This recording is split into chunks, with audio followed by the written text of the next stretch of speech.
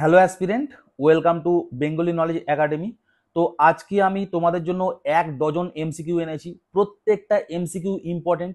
আর এখানে শুধুমাত্র আমি 12টা এমসিকিউ এর উত্তর বলে বেরিয়ে যাব না, এর সাথে যে অপশানগুলো আছে সেগুলো নিয়ে আমি বহু উত্তর এখানে বলে যাব। সুতরাং তোমরা অনেক প্রশ্নেরই উত্তর কিন্তু এখানে পাবে। ঠিক আছে, তো এগুলো কোথায় হেল্প করবে? আগামীতে যে সমস্ত পরীক্ষা আসছে, অর্থাৎ পিএসসি ক্লার্কশিপ বলো, মিসলেনিয়াস বলো, পুলিশের যে এক্সামগুলো আসছে, এসআই, কনস্টেবল, সমস্ত পরীক্ষার জন্যই এটা ইম্পর্টেন্ট হবে। তো চলো শুরু করা যাক। 1 নম্বর প্রশ্নটা কি বলছে? আগ্রার মতি মসজিদ কে নির্মাণ করেন? এটা কি হবে? শাহজাহান।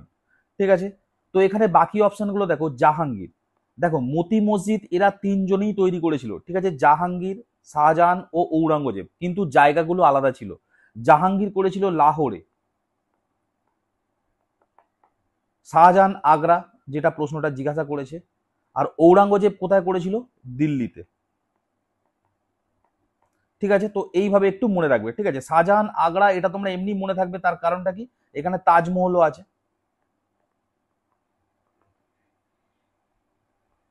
ঠিক আছে, তো শাহজাহান কি কি তৈরি করেছে এখানে আমি একটু বলে দিই। ঠিক আছে, মতি মসজিদ,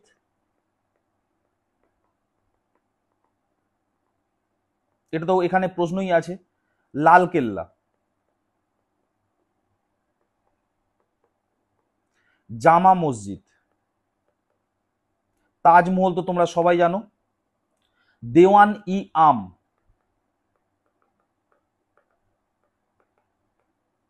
দেওয়ান ই খাস,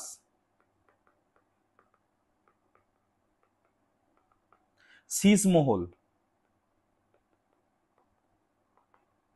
ময়ূর সিংহাসন, সবই কার করা? সবই শাহজাহানের করা। এগুলো একটু মাথায় রাখবে। নেক্সট 2 নাম্বার প্রশ্ন কি বলছে? চাকমা উপজাতি কোন রাজ্যে অবস্থান করে? অবস্থিত হবে না, কোন রাজ্যে অবস্থান করে? এটা কি হবে? এটা হবে অপশন বি, আসাম। এটা মাথায় রাখবে। আমরা বলি না হিন্দিতে যে চাকমা দিয়ে বেরিয়ে গেল, তো চাকমা উপজাতি কোথায় আছে? আসামে আছে। এখানে দেখো মেঘালয় অপশানে আছে। মেঘালয়ের 3টে যে পাহাড় আছে, গারো, খাসি, জয়ন্তিয়া,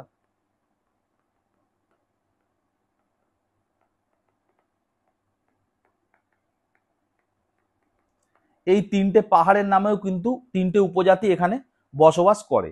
এখানে দেখো টোটো উপজাতি আছে, এটা খুব ইম্পর্টেন্ট। নর্থ বেঙ্গলে টোটো উপজাতি পাওয়া যায়, এবং নর্থ বেঙ্গলের কোথায়? স্পেশালি আলিপুরদুয়ারে।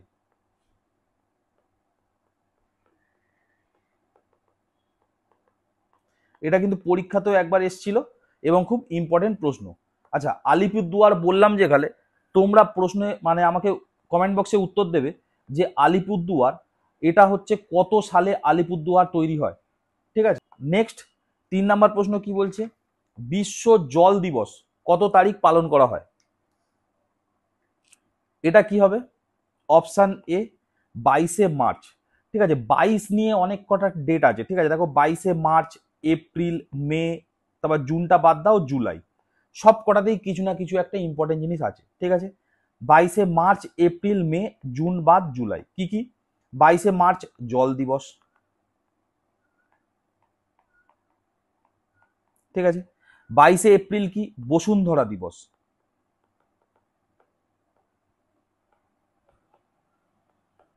বসুন্ধরা দিবস, এটাকে আর্থ ডে বলে, তাই না? মানে অ্যাকচুয়ালি পৃথিবী দিবস, তাই না? বসুন্ধরা মানে পৃথিবীর কথা বলছি, আর্থ ডে। 22শে মে কি? 22শে মে হচ্ছে বায়োডাইভার্সিটি দিবস। সব কটাই কিন্তু ইম্পর্টেন্ট।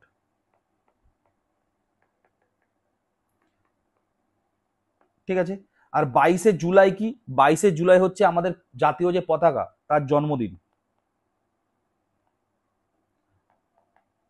আমাদের যে জাতীয় পতাকা, তার জন্মদিন কেন বললাম?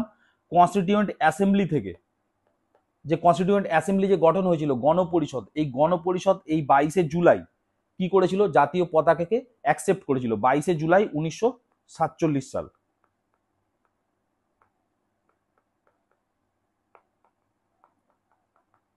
বন্ধুরা, আরেকটি কথা, WBP constable, SI and KP constable অধ্যায়ভিত্তিক সেরা প্রস্তুতি নিতে আমাদের হোয়াটসঅ্যাপ নাম্বারে একবার হোয়াটসঅ্যাপ করে নাও।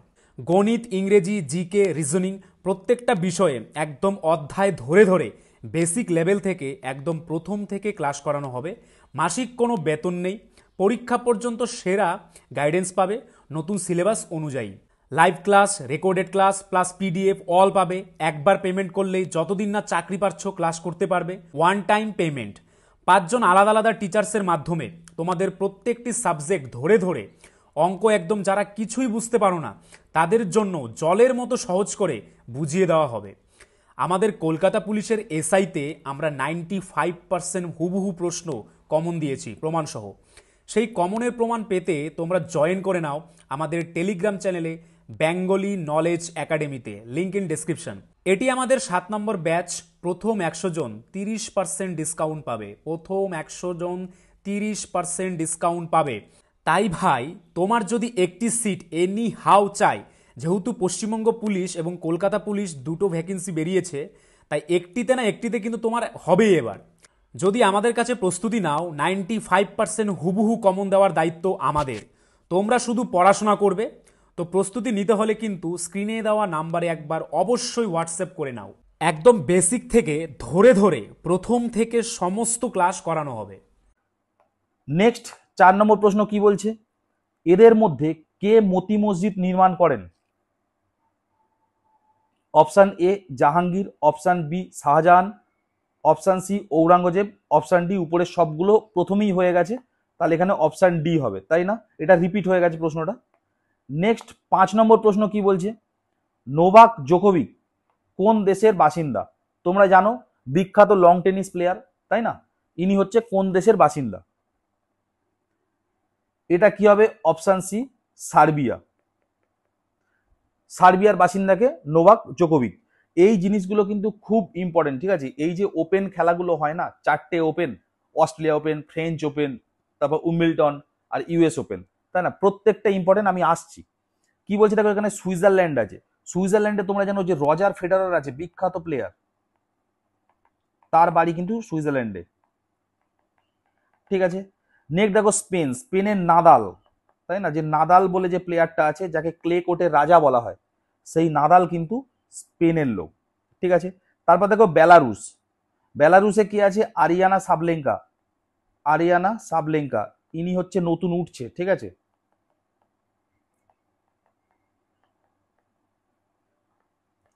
আরিয়ানা সাবলেঙ্কা, ইনি নতুন উঠছে, অনেক কটা ওপেন জয় করেছে এবং ইনি মানে খুবই আর কি ভালো প্লেয়ার, ঠিক আছে? তো যাই হোক, আমি যেটা বলা সেটা বলে দিই। দেখো 4টে ওপেন খুব ইম্পর্টেন্ট, ঠিক আছে? 4টে খেলা হয় খুব ইম্পর্টেন্ট লং টেনিসে। একটা হচ্ছে অস্ট্রেলিয়া ওপেন, ফ্রেঞ্চ ওপেন, তারপর হচ্ছে উইম্বলটন, তারপর হচ্ছে ইউএস ওপেন। অস্ট্রেলিয়া ওপেন কোথায় হয়? অস্ট্রেলিয়া ওপেন হয় হার্ড কোর্টে, ইউএস ওপেনও হয় হার্ড কোর্টে, এগুলো পরীক্ষায় আসে। ফ্রেঞ্চ ওপেনটা হয় ক্লে কোর্টে, ঠিক আছে? যেই ক্লে কোর্টের রাজাকে নাদাল, ঠিক আছে, প্রচুর বার ক্লে কোর্টে জিততো। ক্লে কোর্টে অ্যাকচুয়ালি মানে দেখবেন লাল রঙের পুরো কোর্টটা হয় এবং গায়ে জোরে খেলতে হয়, আর নাদালের গায়ে প্রচন্ড জোর ছিল, ঠিক আছে? আর উইম্বলটন কি হয়? গ্রাস কোর্টে, এখানে খুব সুইং হয়, ঠিক আছে?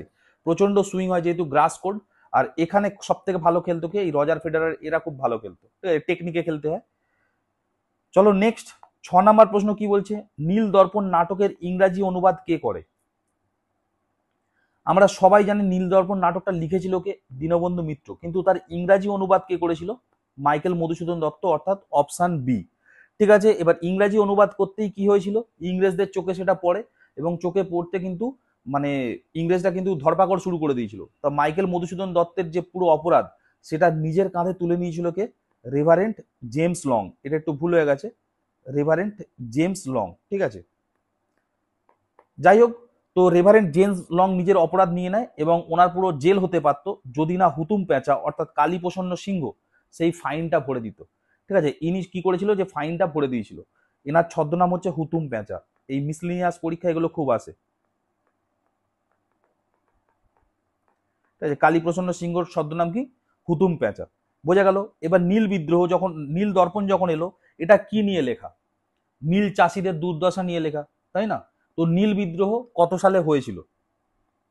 1859 সালে হয়েছিল নীল বিদ্রোহ, ঠিক আছে? যেটাকে ইংরেজিতে ইন্ডিগো মুভমেন্ট বলে, তাই না? তোমাদের একটা প্রশ্ন আসে, একটু ঘুরিয়ে প্রশ্নটা আসে, সেটা হচ্ছে বলা হয় মহাবিদ্রোহের ইমিডিয়েট পরে কোন বিদ্রোহ হয়েছিল? মহাবিদ্রোহ সবাই জানি আমরা 1857 সালে সেই বিখ্যাত বিদ্রোহ, তাই না? ঝাঁসির রানী লক্ষ্মীবাই, নানা সাহেব, তাঁতিয়া টুপি, মঙ্গল পাণ্ডে, ঠিক আছে, তারপর দ্বিতীয় বাহাদুর শাহ, যারা মানে লিডার ছিল আর কি, সেই মহাবিদ্রোহ 1857 সালে, এটা সবাই জানে। কিন্তু তার ইমিডিয়েট পরে, এটা কিন্তু একটা জায়গায় প্রশ্নটা এসছে, আমি সেই জন্যই বলছি, তার ইমিডিয়েট পরে দেখো ঠিক 2 বছর পরেই কিন্তু নীল বিদ্রোহ হয়েছিল, ঠিক আছে, এবং তার পরের বছর অর্থাৎ 1860 সালে হয়েছিল নীল কমিশন, ঠিক আছে, নীল কমিশন। এবার যেটা বক্তব্য, এই যে নীল বিদ্রোহ যা খুঁটি নাটি সমস্ত জিনিস মানে কি করতো, একজন তার পেপারে আর কি পাবলিশ করতো, তিনি কে ছিলেন? তিনি ছিলেন এইচ.সি. মুখার্জি। তিনি তার পেপারে সমস্ত কিছু পাবলিশ করতো, ঠিক আছে। তার ওই পেপারটার নাম কি? হিন্দু পেট্রিয়ট। বহুবার পরীক্ষা আসে, হিন্দু পেট্রিয়ট, ঠিক আছে। হিন্দু পেট্রিয়ট কার পেপার? এটা কিন্তু বহুবার পরীক্ষা আসে, তো সুতরাং তোমরা এইভাবে একটু মনে রেখে দিও। নেক্সট 7 নম্বর প্রশ্ন কি বলছে? সংবিধানের মৌলিক কক্ষ কোন দেশ থেকে নেওয়া হয়েছে? এটা হচ্ছে মৌলিক অধিকার হবে, সরি মৌলিক কর্তব্য হবে। সংবিধানের মৌলিক কর্তব্য কোন দেশ থেকে নেওয়া হয়েছে? এটা কি হবে? ইউএসএসআর, ঠিক আছে, মানে সোভিয়েত সংঘ যেটাকে বলা হয়, ইউএসএসআর থেকে কি হয়েছে? ফান্ডামেন্টাল ডিউটি বা মৌলিক কর্তব্য নেওয়া হয়েছে।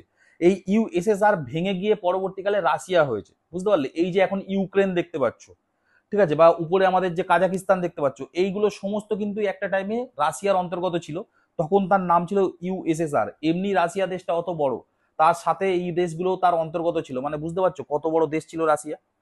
তো যাই হোক, ইউএসএসআর থেকে আমরা নিয়েছিলাম ফান্ডামেন্টাল ডিউটিস, ঠিক আছে, ফান্ডামেন্টাল ডিউটিস। তো মানে এই আমাদের যে মৌলিক কর্তব্য, এটা কিন্তু সংবিধানে প্রথমে ছিল না, ঠিক আছে, সংবিধানের প্রথমে একদমই ছিল না। 42তম সংবিধান সংশোধন করে, ঠিক আছে, 4-এর এ নম্বর পার্টে ঢোকানো হলো, এবং আর্টিকেল যদি বলা হয় তাহলে 51 এ নাম্বার আর্টিকেলে কিন্তু এই ফান্ডামেন্টাল ডিউটিগুলো সব ঢোকানো হয়েছিল, ঠিক আছে, এবং একটা কমিটির সুপারিশে, তার নাম কি? শরণ সিং কমিটির সুপারিশে। ফান্ডামেন্টাল ডিউটি নিয়ে এর থেকে বেশি প্রশ্ন কিন্তু আর আসবেই না। যাই হোক, এবার দেখো এখানে আমেরিকা আছে অপশানে। আমেরিকা থেকে আমরা কি নিয়েছি? Fundamental right. আমেরিকা যখনই আসবে তখন দেখবে তোমরা ফান্ডামেন্টাল রাইটের ওই কনসেপ্টটা তোমরা পাবেই, তার কারণ আমেরিকা এমন একটা দেশ, দেখবে যে কোনো বিষয়ে কিন্তু ওরা খুব খুব দেখবে ফান্ডামেন্টাল রাইটের উপরে কিন্তু ওরা মানে এ করে, ফোকাস করে। যখন করোনা হয়েছিল, তোমাদের মনে আছে কি আমি জানি না, করোনার সময় দেখবে মাস্ক পরার জন্য সরকার বলেছিল এবং একটা ডিক্রি জারি করেছিল আমেরিকাতে, আমাদের এখানেও করেছিল যে মাস্ক পরে ঘুরতে হবে। তো অনেকে ওই নিয়ে কোর্টে চলে গেছে যে ভগবান আমাদেরকে হাওয়া দিচ্ছে, বাতাস দিচ্ছে, তাহলে মানে সরকারকে বারণ করার। তো কোর্ট সেটা অ্যাকসেপ্ট করেছিল, যদিও রায় তার উল্টো দিকেই দিয়েছিল, কিন্তু কোর্ট অ্যাকসেপ্ট করেছিল। তুমি আমাদের দেশে যাবে, ওইসব অ্যাকসেপ্টই করবে না, পাগলের প্রলাপ বলে তাড়িয়ে দেবে। তার মানে ভাবো যে আমেরিকা মানুষের ফান্ডামেন্টাল রাইটের উপরে কতটা মানে লক্ষ্য দেয়, যে কোর্ট কিন্তু ওটা জাস্ট কেসটা নিয়েছিল, নিয়ে সেটার উপরে কিন্তু বিচার করেছিল, ভাবতে পারছো? তাই ফান্ডামেন্টাল রাইট কিন্তু আমেরিকার খুব স্ট্রং। দেখবে আমেরিকার মানুষ দেখবে সবসময় এই জিনিসটা নিজেদের কাছে রাখে, ফান্ডামেন্টাল রাইটের উপর খুব খুব কাজ করে, বুঝতে পারলে?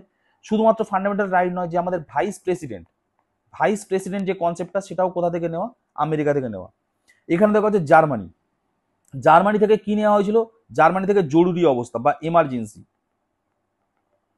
ঠিক আছে। তোমরা জার্মানি মানেই জানো হিটলার, তাই না? জার্মানি মানেই কি? হিটলার। তো হিটলারের থেকে বড় এমার্জেন্সির লোক কে আছে, তাই না?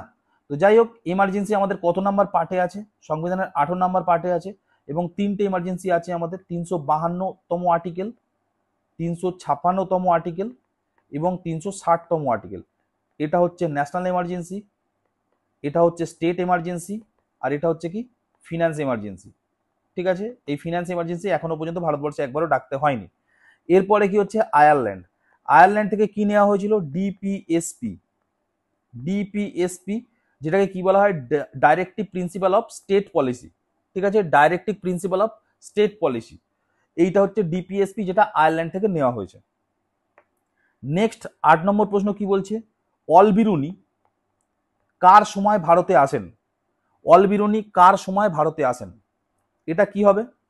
অপশান এ, সুলতান মাহমুদের সময়, ঠিক আছে। চলো, সুলতান মাহমুদের সময় 3জন এরকম ছিল, ঠিক আছে। একজন হচ্ছে, ওনার ছিল সভাকবি। সভাকবি কে ছিল? কুতবি। যিনি একটা বই লিখেছিল কিতাব উল ইয়ামিনী।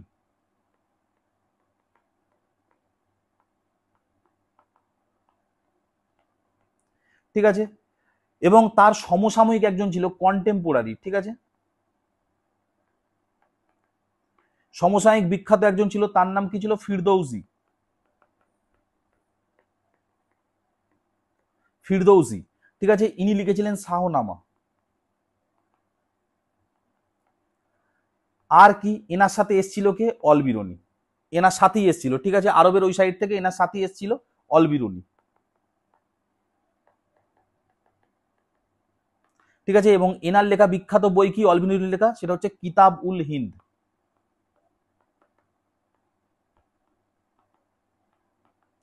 বোঝা গেল? এবার দেখো মোহাম্মদ বিন তুগলক। মোহাম্মদ বিন তুগলকের সময় কে এসছিল? ইবন বতুতা, মরক্কো থেকে এসছিল। ঠিক আছে, এবং ইবন বতুতার বিখ্যাত বইটার নাম কি? সফরনামা। ঠিক আছে, দিল্লিতে একে আবার কাজী হিসাবেও নিযুক্ত করেছিল কে? মোহাম্মদ বিন তুগলক।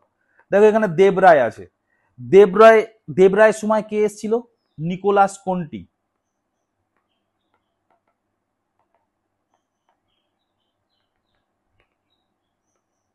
ঠিক আছে, আর দেবরায় 2, এনার সময় কে এসছিল?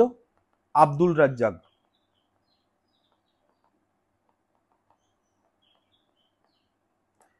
ঠিক আছে, নেক্সট 9 নম্বর প্রশ্ন কি বলছে?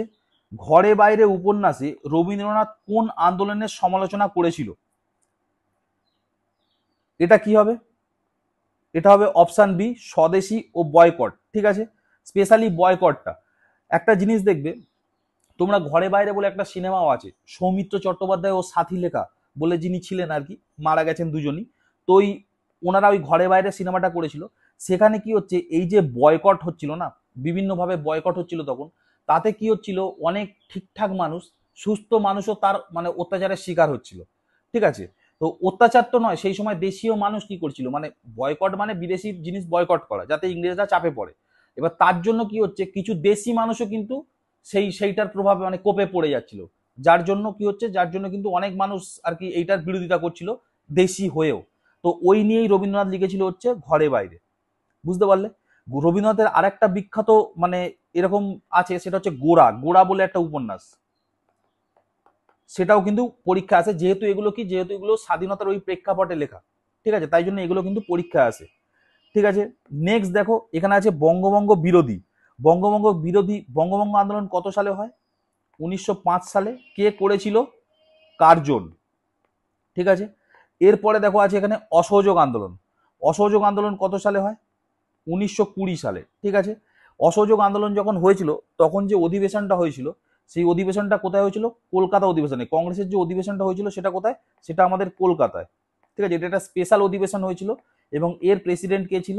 এর প্রেসিডেন্ট ছিল আমাদের লালা লাজপত রায়। ঠিক আছে, চলো নেক্সট প্রশ্ন।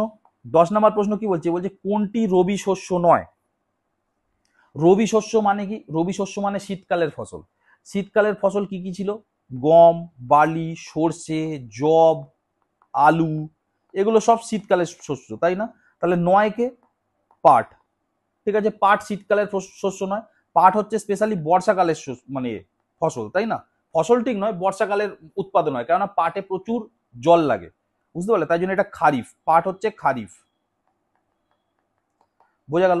আচ্ছা, জাইদ কারা কারা? এই যে গরমকালে যে সমস্ত জিনিসগুলো হচ্ছে, যেমন শশা, ঠিক আছে, তরমুজ, খরমুজ, এই টাইপের জিনিসগুলো কি? জাইদ শস্য। বোঝা গেল? নেক্সট 11 নম্বর প্রশ্ন কি বলছে? মালয়েশিয়ার মুদ্রা কোনটি? মানে মালয়েশিয়ার যে মুদ্রা তার নাম কি? মালয়েশিয়ার মুদ্রা হচ্ছে রিঙ্গিত। ঠিক আছে, রিঙ্গিত। বহু লোক দেখবে মালয়েশিয়ায়, মানে মালয়েশিয়া বা ওই সমস্ত সাইডে, আমাদের ভারত থেকে বলো বা বাংলাদেশ থেকে বলো, দেখবে প্রচুর লোক যায় ওখানে পাম বাগানে কাজ করতে। ঠিক আছে, পাম তেল হয় না, সেই পাম বাগানে কাজ করতে। ওরা পাম গাছ থেকে দেখবে, ইউটিউবে প্রচুর ছেলে দেখবে ওই নিয়ে ব্লগও বানায়। ঠিক আছে, ওখানে গিয়ে কাজ করে, তো ওরা দেখবে রিঙ্গিত ইউজ করে। বুঝতে পারলে? আর মালয়েশিয়াতে প্রচুর কি হয়? পাম চাষ হয়, এটাও এর সাথে মনে রাখবে।